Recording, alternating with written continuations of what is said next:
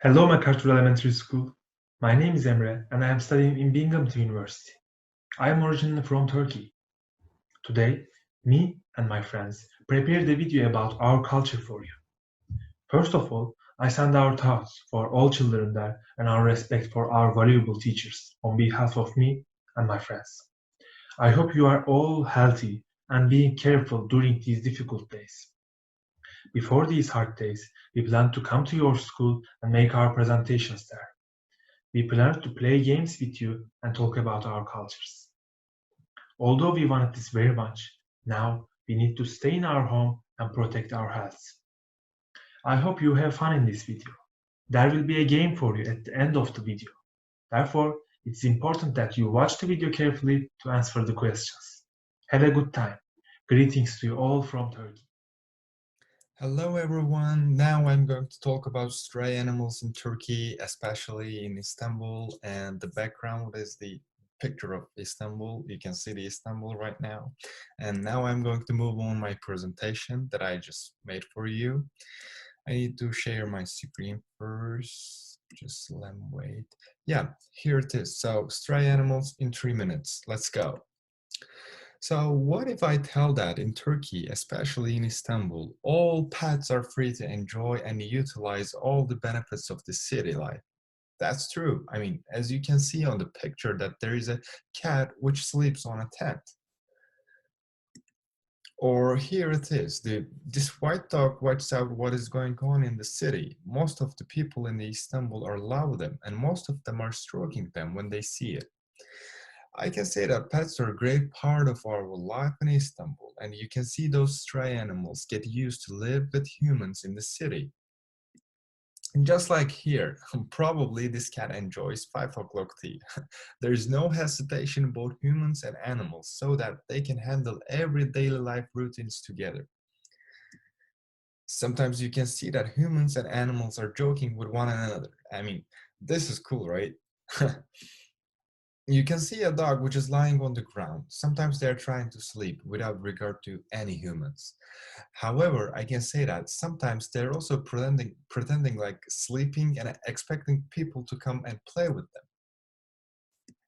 Also, all the pets in Istanbul are undertaken by municipality for grooming and washing, which is great.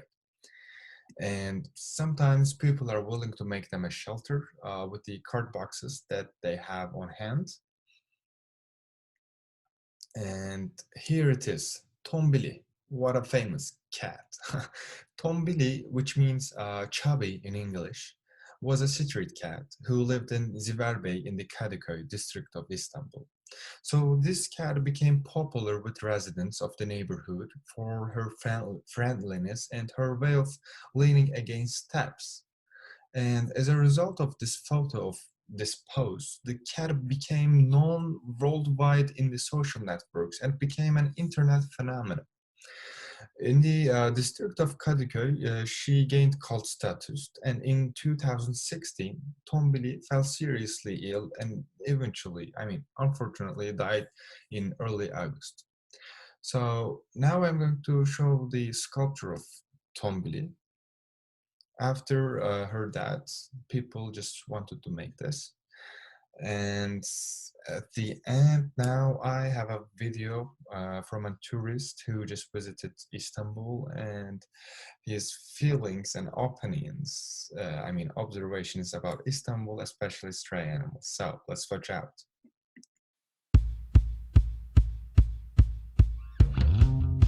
In some places, if you touch stray animals, you'll be bitten or scratched. But in Istanbul, you don't have to be scared because here, the animals crave your love and care. This one, she's so loving, she just climbed on my shoulder. And you can find these animals in the shops, parks, streets, wherever you go. They're free and happy. Because the Turkish people really love and respect them, you know? The people here leave kibble on the streets for cats to eat and bones for dogs so they won't get hungry. Even the birds, they get little houses where they can rest so they don't have to build any nests. And frankly, I think it's amazing that the animals here are treated like pets and not like pests. How Istanbul got to this point is not that simple, because with that many animals in such a big city and so little greenery, things would get dirty, smelly and there would be more diseases. But people here picked up the pieces and found answers. The streets are clean because people clean up poop without complaining. The people are safe because the government vaccinates dogs for free to prevent rabies. And the animals here never go hungry because people feed them with their hard-earned money. We put some building everywhere and they can't find food very well. And we can take care of this. They deserve a good life too, like all humans.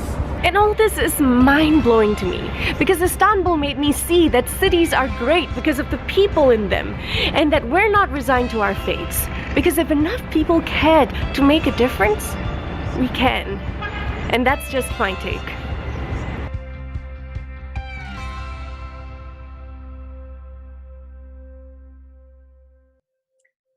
So thank you guys for watching, and this was all about the stray animals in Turkey.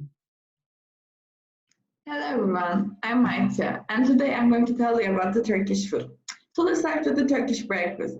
As you can see, we have a lot of things for the breakfast. Even though we eat similar stuff to everyone, like tomatoes and cheese and stuff, we have our traditional foods too, like menemen. It's basically scrambled eggs with tomatoes, peppers and onions, spices and stuff. And we have a lot of pastry too, and special pastry called börek. And lastly, we have a lot of jam too, like you can find any fruits jam in Turkey. Let's move on to the main courses, like the things you can eat for the lunch and dinner. We have a thing called döner. It's basically sliced meat on a stick that cooks next to a fire, like you can see in the picture. And you can serve it like whatever you like, with yogurt, rice, tortillas, fries. We have pide and lahmacun too.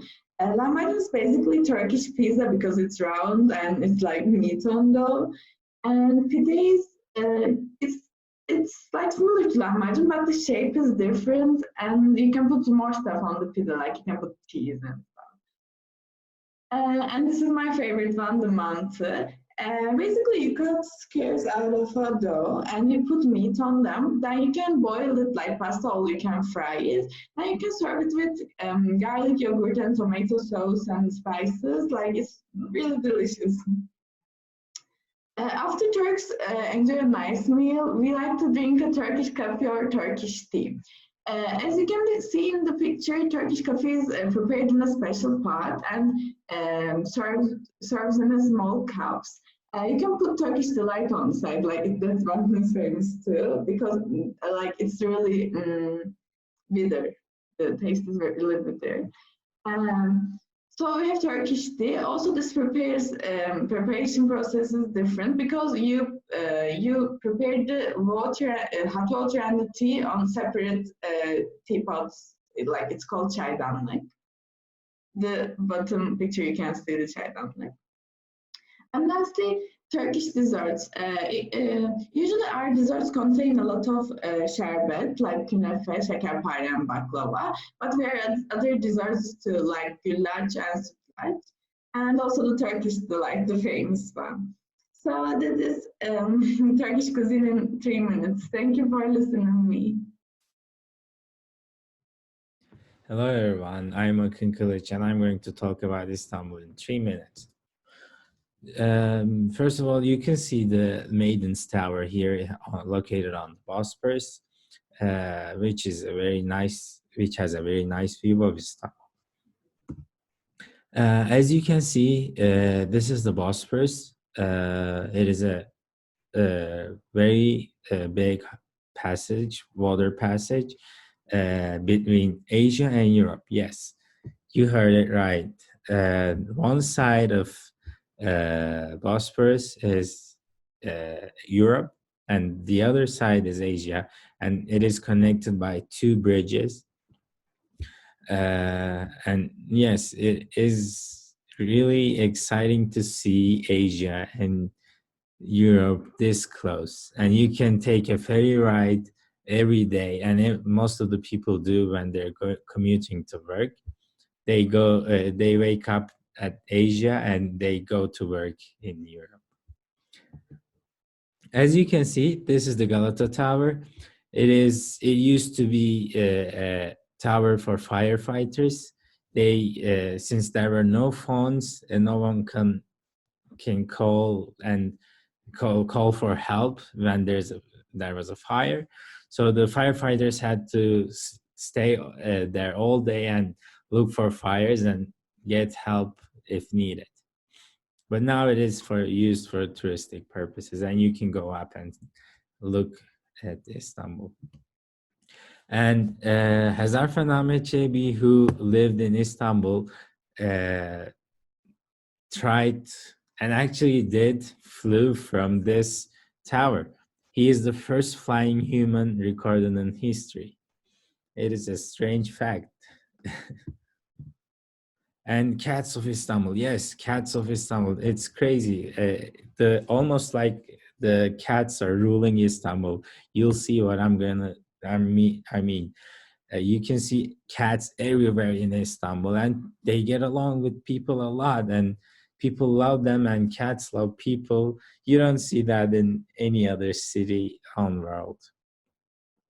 And there's this special cat, Tombili. He is a very fat and lazy cat who sits on this very steps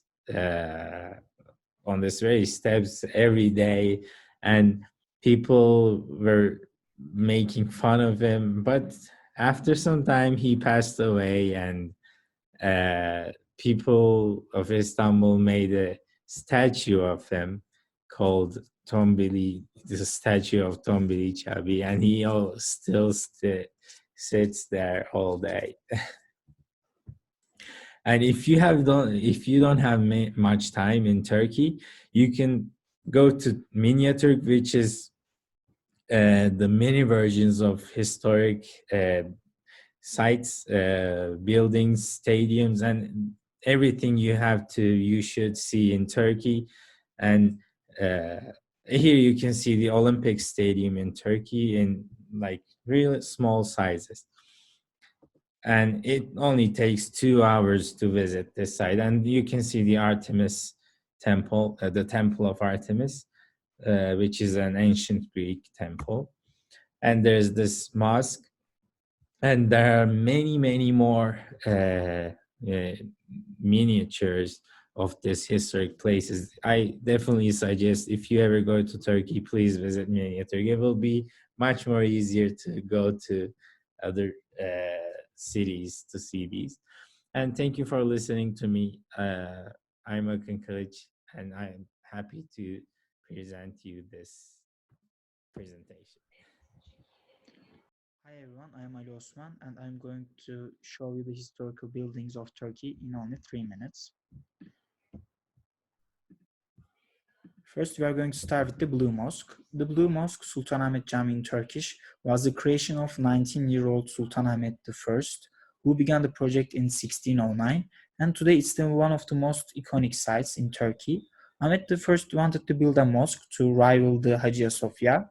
When it's finally completed in 1616, the new mosque rises with its increasingly large domes, grand minarets, and blue tiles.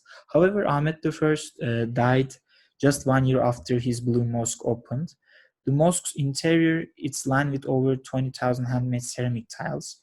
They were made in the city of Iznik in Turkey. And our second site is Topkapi Palace. For almost 500 years, Istanbul was the seat of the Ottoman Empire, and for much of that time, the Ottoman Empire, the Ottoman Sultan stayed in the Topkapi Palace. Much more than that, the Topkapi complex consists a hospital, mint, and multiple mosques, and was the home of thousands of people. When the empire came to an end in early 1920s, the palace was transformed into a museum dedicated to the Ottoman era. It also contains important religious symbols. It's one of the key sites that make up the UNESCO-listed historic areas of Turkey. And our third site is Nemrut. Nemrut, also known as Nemrut, stands over 7,000 feet, and it's the site of the 1st century. It's famous for 30 feet high statues depicting various mythological figures, all of which have seen their heads removed from their bodies. This UNESCO-listed site is the best visited sunrise or sunset. And our fourth place is Cappadocia. Cappadocia's Göreme Open Air Museum has about 30 ancient churches. By the end of the 2nd century, the Göreme Valley has been transformed into a center of Christians, including entire settlements underground. An underground city has recently been discovered at Cappadocia, and archaeologists believe it could be the largest underground city ever known.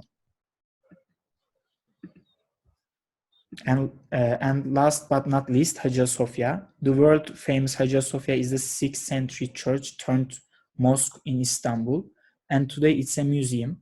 Originally built in the 4th century by Constantine the Great, little remains of initial structure. The Hagia Sophia served as a religious center for the Eastern Orthodox Church, but the building was converted to a mosque in 1453 under the Sultanahmet II, when Constantinople was conquered by the Ottoman Turks.